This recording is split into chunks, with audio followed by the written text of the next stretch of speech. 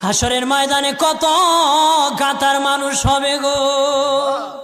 নবী বলেন আয়েশা, হাসরের ময়দানে মানুষ 120 কাতার মানুষ হবে। কয় কাতার? আয়েশা রে, হাসরের ময়দানে 120 কাতার মানুষ হবে। আয়েশা সিদ্দিকা বলেন ইয়া রাসূলুল্লাহ, ইয়া রাসূলুল্লাহ, আমি জানতে চাই আপনি রাসূলুল্লাহর উম্মত কত কাতার হবে? নবী বলেন আয়েশা, আমি রাসূলুল্লাহর উম্মত একাই 80 কাতার হবে। আয়েশা বললেন ইয়া রাসূলুল্লাহ, দিনের নবীজি 80 কাতার দিয়ে আপনার উম্মত হবে, আপনার উম্মতকে কেমনে আপনি চিনবেন? নবী বলেন আয়েশা রে, আমার উম্মতকে 3টা পরিচয় আমি চিনব। 1 নম্বর পরিচয়, আমার উম্মতের কপাল থেকে নূর চমকাবে, নূর চমকাবে।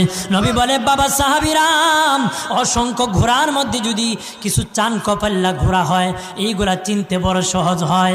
চান কপাল্লা ঘোড়া চিনতে বড় সহজ হয়। হাসরের ময়দানে আমার 1 প্রকার উম্মত চান কপাল্লা হবে, কপাল থেকে নূর চমকাবে, নূর চমকাবে। তখন আমি বুঝতে পারবো